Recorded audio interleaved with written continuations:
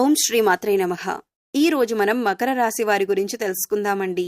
ఈ రాశి వారికి సమయంలో ఏం జరగబోతుంది, ఎటువంటి శుభవార్తలు మీరు వినబోతున్నారు, అదృష్టం అనేది కలిసి రాబోతుందా, ఆ వివరాలేంటో ఇప్పుడు ఈ వీడియోలో వివరంగా తెలుసుకుందాం. వీడియోని ఎక్కడా కూడా స్కిప్ చేయొద్దండి. చివరి వరకు చూస్తేనే అసలు మీకు ఎటువంటి అదృష్టం పట్టబోతుంది అని పూర్తిగా అర్థమవుతుంది. వీడియోలోకి వెళ్లే ముందు మా చిన్న రిక్వెస్ట్ ఏంటంటే, ఇంతకు ముందు మా ఛానల్ని మీరు సబ్స్క్రైబ్ చేసుకోకపోతే సబ్స్క్రైబ్ చేసుకోండి. అలాగే గంట సింబల్ని క్లిక్ చేయండి. అప్పుడు మీకు మా వీడియో నోటిఫికేషన్లో వస్తుంది. ఇక మీ కష్టాలకు ఒక ముగింపు దొరికేటటువంటి సమయం మీకెప్పుడు దొరకబోతుంది, అలాగే మీరు వినేటటువంటి శుభవార్తలు, చేసుకోవలసినటువంటి చిన్న చిన్న మార్పులు అన్నీ వివరంగా ఇప్పుడు తెలుసుకుందాం.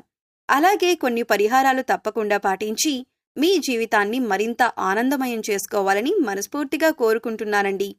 అలాగే ఈ రాశి వారికి ఈ మాటలు ఒక మంచి పాజిటివ్ ఎనర్జీనివ్వాలని చెప్పి, అలాగే ఈ సమయంలో మీకు ఎదురయ్యేటటువంటి కొన్ని సంఘటనల ఆధారంగా ఈ వీడియోలో అయితే చెప్పబడుతుంది. కాబట్టి వీడియోని స్కిప్ చేయకుండా చివరి వరకు చూస్తే మీకైతే పూర్తిగా అర్థమవుతుంది. మరి ఆలస్యం చేయకుండా ఈ రాశివారి యొక్క పూర్తి జాతక ఫలితాల గురించి తెలుసుకుందాం.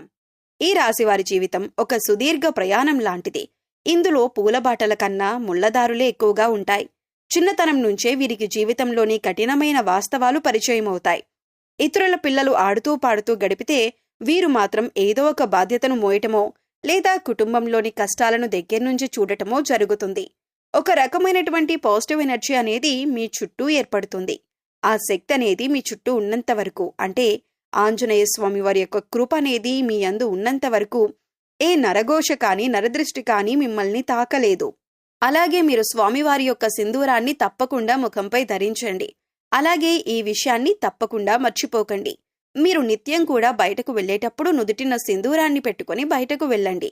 ఇంకా ఏదైనా ముఖ్యమైన పనుల మీద బయటకు వెళ్లేటప్పుడు ఒక పచ్చి నిమ్మకాయను జోబులో వేసుకుని బయటకు వెళ్లి మరలా ఇంటికి తిరిగి వచ్చేటప్పుడు ఆ నిమ్మకాయను తీసి ఇంటి బయటనే ఎడమ చేతి వైపు 3 సార్లు, అలాగే కుడి చేతి వైపు 3 సార్లు తిప్పేసుకొని ఆ నిమ్మకాయను దూరంగా విసిరేసి కాళ్ళు చేతులు మొహం కడుక్కొని ఇంట్లోకి వెళ్ళండి. దీనివల్ల నరదృష్టి నరఘోష అనేవి మిమ్మల్ని తాకకుండా ఉంటాయి. ఇక అంతేకాకుండా ప్రతి చిన్న విషయాన్ని, ప్రతి పెద్ద విషయాన్ని కూడా ఎవరితో కూడా మనవారే కదా అని చెప్పుకోకండి. ఈ విషయంలో మీరు చాలా ఎక్కువగా తప్పుగా, అంటే ప్రతిదీ కూడా చెప్పుకొని అందరిలో కూడా అవమానపడుతున్నారు. కుటుంబీకులు కానీ లేదంటే ప్రత్యేకించి నా అనుకున్న వారికి ఈ విషయాలు చెప్పుకోకండి. మీరు అనుకున్నంత మంచిగా అయితే ఇప్పుడు ఉన్నటువంటి లోకం లేదు. ఇప్పుడున్నటువంటి జనరేషన్ అస్సలే లేదు. ఎవరైనా కానీ మీ యొక్క సమస్యలు చెప్పించుకొని, మీ యొక్క బలం బలహీనతలు చెప్పించుకొని మరలా వారే మీ మీద అలుసుగా కొంచెం మాట్లాడడం కానీ, లేదంటే మిమ్మల్ని మీ యొక్క బలహీనతలను వేలెత్తి చూపి మిమ్మల్ని చులకన చేసేటటువంటి అవకాశాలు ఉన్నాయి. కాబట్టి ఎవరికీ కూడా అంత ఈజీగా లొంగకండి. మీరు స్ట్రాంగ్గా ఉండాలి. ఈ విషయంలో చాలా స్ట్రాంగ్గా ఉండాలి. కొన్ని గ్రహాల స్థితుల గతుల యొక్క మార్పుల వల్ల, కొన్ని మానసికమైనటువంటి డిస్టర్బెన్స్ వల్ల అప్పుడప్పుడు మీరు కొంత నిరాశకు, మానసిక అశాంతికి లోనవుతూ ఉన్నారు. కాబట్టి మీ మానసిక స్థితిని మీరు బలపరుచుకోవాలి. మీకున్నటువంటి అదృష్టం ఏంటంటే కనుక సూర్య భగవానుడి యొక్క ఆశీస్సులు, అంతేకాకుండా పరమేశ్వరుడి యొక్క ఆశీస్సులు మీ మీద ఎప్పుడూ కూడా ఉంటాయి. మీరు గుర్తుంచుకొని మరీ ప్రతి ఆదివారం కనుక ఆదిత్య హృదయం పఠించినా, లేదంటే సూర్య భగవానుడికి ఉదయం పూట నిద్రలేచిన తర్వాత కాళ్ళు చేతులు మొహం శుభ్రంగా కడుక్కొని ఆ సూర్యుడు ఉదయిస్తున్నప్పుడు కనుక మీరు నీటిని సమర్పించి సూర్య భగవానుడికి కనుక నమస్కరించుకున్నట్లయితే ఏ పనైనా స్టార్ట్ చేస్తే తర్వాత మీకు చాలా చక్కగా కలిసి వస్తుంది. అలాగే పరమేశ్వర అనుగ్రహం కోసం ఓం నమః శివాయ అనేటటువంటి పంచాక్షరి నామాన్ని జపించినా కూడా మీకు ఆ రోజంతా హ్యాపీగా గడిచిపోతుంది. అయితే ఒక స్త్రీ కారణంగా మీకు ఈ 4 రోజులు, ముఖ్యంగా ఎస్ అనే అక్షరం ఉన్న స్త్రీ కారణంగా కొంచెం మీకు ఇబ్బందులు కలుగుతాయి. కాబట్టి జాగ్రత్తగా ఉండటం మంచిది. అలాగని ఎస్ అనేటటువంటి అక్షరం ఉంది కదా అని చెప్పి అందరినీ కూడా తప్పు పట్టకండి. మీరు ఎవరైతే చెడు చేస్తున్నారో, మీ చెడును ఎవరైతే కోరుకుంటున్నారో, మీ చుట్టూ ఉన్నవారిలో మీకు ఎవరైనా కావచ్చు, మీకు ఇట్టే అర్థమైపోతుంది. ప్రతి అడుగును మిమ్మల్ని బాగా గమనిస్తున్న వారు ఎవరనేది మీ మనసుకు తెలుస్తుంది. ఏ వృత్తిలో ఉన్నా, ఎక్కడ ఉన్నా కానీ మీకు ఎంత ఆదాయం వస్తుంది, మీరు ఎక్కడ ఉంటున్నారు, ఎలా కష్టపడుతున్నారు, ఎక్కడ సుఖపడుతున్నారు, ఇవన్నీ కూడా వారికి కావాలి. కాబట్టి వారేంటంటే ఆ ఎస్ అనేటటువంటి అక్షరంతో ఉన్నవారు మిమ్మల్ని అణగదొక్కాలని చెప్పి, నాశనం చేయాలని చెప్పి మిమ్మల్ని ఎదగకుండా చేయాలని, మీరు ఎప్పుడూ కూడా అనారోగ్యం పాలైపోతూ ధనమంతా వృధా చేసుకోవాలని చెప్పి ఇలా ఆలోచిస్తూ మీతో మంచిగా ఉంటూనే మీ వెనకేంటంటే గోతులు తవ్వుతూ ఉంటున్నారు. కాబట్టి ఆ యొక్క ఎస్ అనేటటువంటి పేరుతో అక్షరం ఉన్నటువంటి స్త్రీ ఇక్కడ నేను అందరి గురించి చెప్పట్లేదు. ఎస్ అక్షరం ఉన్నవాళ్ళు చాలా మంది మంచి వాళ్ళు కూడా ఉంటారు. కానీ కొంతమంది మీకు దగ్గరగా ఉన్నవాళ్ళు కూడా, మీకు పరిచయం ఉన్నా కూడా ఆ పరిచయం ద్వారా అనుభవం అనేది ఒకటి ఏర్పడుతుంది కదండి.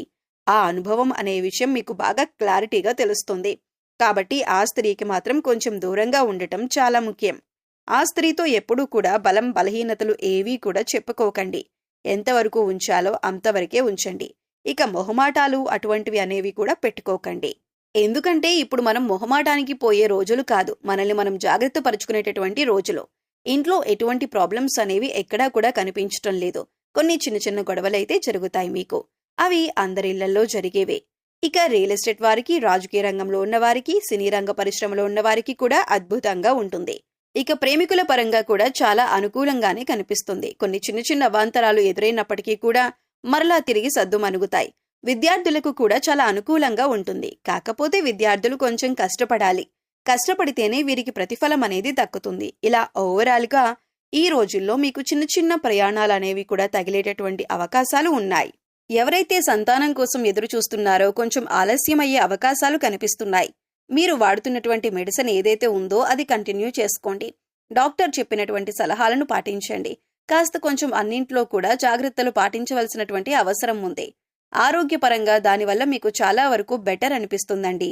తొందరగా ఫలితాలనేవి అంటే మీరు తెలుసుకుంటారు. అనారోగ్య సమస్యలు వస్తే వాటిని నెగ్లెక్ట్ చేయటం కంటే కూడా వెంటనే దానికి రియాక్ట్ అయిపోయి మనం దానికి తగినటువంటి చికిత్స తీసుకుంటే మీ హెల్త్ కూడా బాగుంటుంది. ఇక అలాగే మీకు వివాహ యోగాలు కూడా కనిపిస్తున్నాయి. అలాగే ఆర్థిక ఇబ్బందులను అధిగమించటానికి ప్రతి శుక్రవారం లక్ష్మీదేవికి ఎర్రని పువ్వులతో పూజ చేసి కనకదార స్తోత్రాన్ని పఠించండి. అలాగే పేదవారికి, ముఖ్యంగా మహిళలకు మీ శక్తి కొలది ఎర్రని వస్త్రాలను లేదా ఎర్రని పండ్లను దానం చేయటం వలన లక్ష్మీదేవి కటాక్షం మీకు లభించి ఆర్థిక పరిస్థితి మెరుగుపడుతుంది. అలాగే ఏదైనా ఊరి ప్రయాణం చేసేటప్పుడు నిమ్మకాయను జోబులో పెట్టుకుని వెళ్ళండి. ఇటువంటివన్నీ కూడా చేసుకుంటూ చిన్న చిన్న విషయాల్లో ఎక్కువగా ఆలోచించుకోకుండా గనుక ఉంటే ఈ రాశి వారికి అద్భుతంగా ఉంటుంది. మంచిగా కలిసి వస్తుంది. అలాగే మీరు అనుకున్నటువంటి పనులన్నీ కూడా సజావుగా మీరు చేసుకోగలుగుతారు. మీరు ఏ పని చేసినా కూడా భగవంతుణ్ణి నమ్ముకుని ముందుకు వెళ్ళండి. అంతా మంచే జరుగుతుంది. తప్పకుండా శుభవార్తలు వింటారు. మరి తెలుసుకున్నారు కదండి, వీరి జీవితంలో ఈ 4 రోజుల్లో ఎదుర్కోబోయేటటువంటి సానుకూల పరిణామాలు, అలాగే మీరు వినబోతున్నటువంటి శుభవార్తలు, మీరు చేసుకోవలసినటువంటి చిన్నపాటి శక్తివంతమైన పరిహారాలు, ఏ దేవతారాధన చేసుకోవాలి అనేటటువంటి ప్రతి ఒక్క పాయింట్ని కూడా ఈ రోజు ఈ వీడియోలో సవివరంగా చెప్పటం జరిగింది.